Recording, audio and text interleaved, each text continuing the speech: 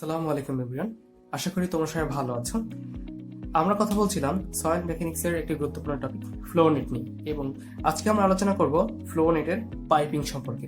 তবে পাইপিং সম্পর্কে বোঝার আগে আমাদের দুটো জিনিস অবশ্যই বুঝে আসতে হবে, সেটা হচ্ছে এক্সিট হাইড্রোলিক গ্রেডিয়েন্ট এবং ক্রিটিক্যাল হাইড্রোলিক গ্রেডিয়েন্ট। ঠিক আছে, তো সবার ফার্স্টে আমরা ডেফিনেশনটা দেখি কি বলেছে। It is the hydraulic gradient at the down stream end of the flow line. আচ্ছা চলো, এই জিনিসটা যদি আমরা ফিগার দেখে বোঝার চেষ্টা করি তাহলে বিষয়টি আমাদের কাছে ভিজুয়ালাইজ করা সুবিধা হবে। এই যে দেখো, আমি একটা কনক্রিট ড্যাম নিয়েছি, ঠিক আছে। সো এখানে একটা হায়ার হেড ওয়াটার টেবিল, এখানে একটা টেইল ওয়াটার টেবিল আছে। সো ওয়াটারটা কি এইখান দিয়ে এখানে পাস করছে, এইখান দিয়ে এখানে পাস করছে, এইখান দিয়ে এখানে পাস করছে। তারা ফ্লো লাইন তৈরি করেছে, এগুলো ফ্লো লাইন, ঠিক আছে। আর কি বাকি থাকে বলতো? আর থাকে ইকুইপোটেনশিয়াল লাইন। এবং আমি জানি তোমরা সবাই এই ভিডিও দেখার আগে ইকুইপোটেনশিয়াল লাইন সম্পর্কে জেনে এসেছো। এই লাইনগুলো হচ্ছে আমার ইকুইপোটেনশিয়াল লাইন, যাদের প্রত্যেকটা বিন্দুতে পটেনশিয়াল অথবা হেড সমান। ঠিক আছে, সো দেখো ডেফিনেশনটা কি বলছে। It is the hydraulic gradient. বুঝতে পারলাম একটা হাইড্রোলিক গ্রেডিয়েন্ট হবে অ্যাট দ্য ডাউন স্ট্রিম। এই যে ডাউন স্ট্রিমটা আছে, end of the flow line, এই যে এইখানে end of the flow line, অর্থাৎ এই যে এক্সিট পয়েন্ট, এইখানে যে লাস্ট যে পয়েন্টটা আছে স্ট্রিমের, সেটাকে আমরা বলি হলো তার এক্সিট পয়েন্ট। এক্সিট পয়েন্টটাকে আরো একটা বলা হয় টো। ঠিক আছে, এই যে লাস্ট যে পয়েন্টটা আছে এইখান থেকে আমরা এটাকে টো বলতে পারি। ঠিক আছে, এই পয়েন্টে যে হাইড্রোলিক গ্রেডিয়েন্টটা পাবো আমরা, সেটা কি আমরা বলবো হলো তার এক্সিট গ্রেডিয়েন্ট। ঠিক আছে, সো দেখো এইখানে কি, যদি ডেফিনেশনটা দেখি, আমরা জানি হাইড্রোলিক গ্রেডিয়েন্টের যে কি ছিল, ডেফিনেশনটা কি ছিল? ডেফিনেশনটা ছিল হলো head loss divided by length of the soil. So দেখো, এখন যদি আমরা পার্টিকুলার একটা চ্যানেল নিয়ে কথা বলছি বা পার্টিকুলার একটা স্কোয়ার নিয়ে কথা বলছি, তখন del H divide by del L. এখানে ডেল এইচটা কি? এখানে হচ্ছে হেড লস পার ড্রপ। এবং আমরা জানি হেড লস পার ড্রপ এর ফর্মুলা কি ছিল, আমরা দেখে এসেছি ডেল এইচ ডিভাইডেড বাই কি ছিল, এন অফ ডি। তো যদি বসিয়ে দিই del H divide by N of D, তাহলে কি পাই?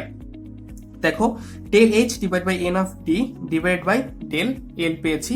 এবং এরপরে কি আছে? এরপর যদি আমি এটাকে আরেকটু সুন্দর করে লিখি, আই এক্সিস্ট, সেটা যদি সুন্দর করে লিখতে চাই তাহলে ব্যাপারটা এরকম হবে, del H divided by N D into হলো এল। ঠিক আছে, এটাই হলো আই এক্সিট পয়েন্টে হাইড্রোলিক গ্রেডিয়েন্ট। আচ্ছা, তারপরে চলে আসো critical hydraulic gradient. Critical hydraulic gradient ডেফিনেশনটা একটু দেখো, এটা মনোযোগ দিয়ে দেখতে হবে। এটা হচ্ছে it is defined as the hydraulic gradient. ঠিক আছে, বুঝলাম এটা একটা হাইড্রোলিক গ্রেডিয়েন্ট অবশ্যই হবে, where particles start to flow. ঠিক আছে, পার্টিকেল স্টার্ট করবে ফ্লো করার জন্য ফ্রম দ্য স্যাম্পল। ঠিক আছে, ফ্রম দ্য স্যাম্পল, অর্থাৎ স্যাম্পল থেকে পার্টিকেলটা স্টার্ট করবে ফ্লো করতে। অর্থাৎ যে হাইড্রোলিক গ্রেডিয়েন্টের জন্য পার্টিকেলটা স্টার্ট করবে ফ্লো করতে। তার মানে দেখো, এই যে এইখানে একটা সয়েলের লেয়ার আছে। ঠিক আছে, এই সয়েলের লেয়ারে কি হচ্ছে, এই সয়েলের লেয়ারটা যদি আমি স্টেবল রাখতে চাই, তার মানে কি এর থেকে কি করতে হবে, এই যে ক্রিটিক্যাল হাইড্রোলিক গ্রেডিয়েন্টটা আছে, এর থেকে বেশি হেড আমি তাদেরকে দিতে পারবো না। কেন পারবো না?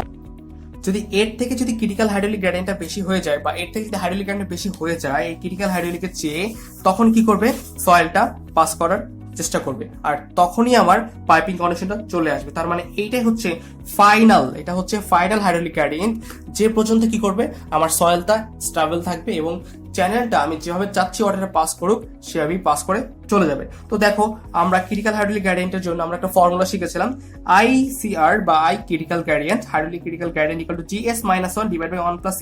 GS-টা কি তোমরা তো সবাই জানো, তাই না? এটা কি? এটা হচ্ছে ভয়েড রেশিও।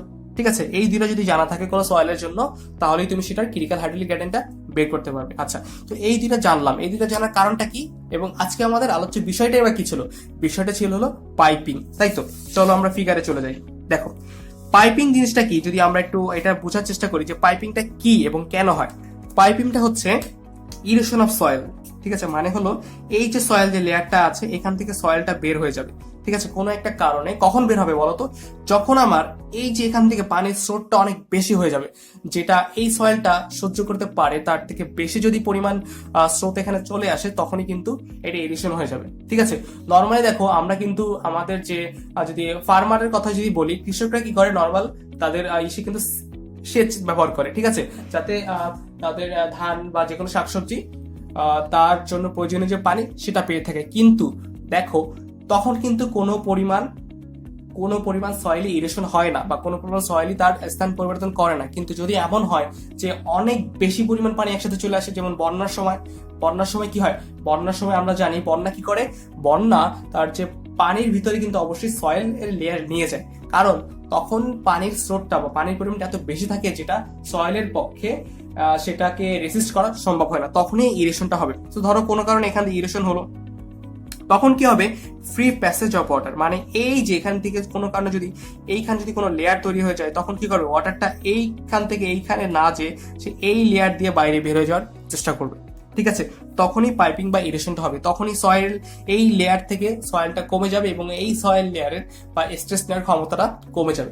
ঠিক আছে, সো পাইপিংটা কখন হবে, পাইপিংটা হবে যখন আই এক্সিট, অর্থাৎ এক্সিটের যে হাইড্রোলিক গ্রেডিয়েন্ট বা ওয়াটারের জন্য যে হাইড্রোলিক গ্রেডিয়েন্টটা আছে সেইটা যদি আমার সয়েলের হাইড্রোলিক গ্রেডিয়েন্ট বা ক্রিটিক্যাল, ঠিক আছে, বা যে পর্যন্ত সে রেসিস্ট করতে পারে সেটা হচ্ছে বেশি হয়ে যায়, তখনই আমার পাইপিং এইটা অকার করবে। ঠিক আছে, সো পাইপিংটা তো আমরা বুঝলাম যে পাইপিংটা কখন হবে, তাহলে বুঝতে পারলাম যে আসলে এক্সিট হাইড্রোলিক গ্রেডিয়েন্টটা যদি আমার ক্রিটিক্যাল হাইড্রোলিক গ্রেডিয়েন্ট চেয়ে বেশি হয়ে যায় তাহলে পাইপিং হবে, বাট যদি exit hydraulic gradient critical hydraulic গ্রেডিয়েন্টের চেয়ে কম হয় তাহলে কিন্তু নো পাইপিং। ঠিক আছে, কোনো পাইপিং হবে না, কোনো ইরেশন হবে না, কোনো এক্সট্রা পাথর তৈরি হবে না। তবে এই যে দেখো পাইপিংটাকে রেসিস্ট করার জন্য আমরা একটু ফর্মুলা ব্যবহার করে থাকি। ঠিক আছে, যে এখানে কি পরিমাণ হেড লস হবে বা কি পরিমাণ হেড লস হলে পাইপিংটা হবে না, তার জন্য কিন্তু আমরা একটা ফ্যাক্টর অফ সেফটি ব্যবহার করতে পারি। ঠিক আছে, সেটাকে আমরা বলি এফ পাইপিং ইকুয়াল টু অবশ্যই হতে হবে, কি হতে হবে, I C R, I critical gradient divided by হচ্ছে আই এক্সিট।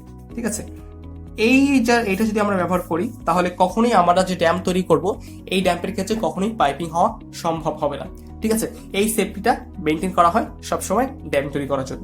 তো আশা করি আমরা সবাই পাইপিংটা বুঝতে পেরেছি। আজকে এই পর্যন্তই, নেক্সট ভিডিওতে আমরা অন্য একটি টপিক নিয়ে আলোচনা করার চেষ্টা করব। ধন্যবাদ, আসসালামু আলাইকুম।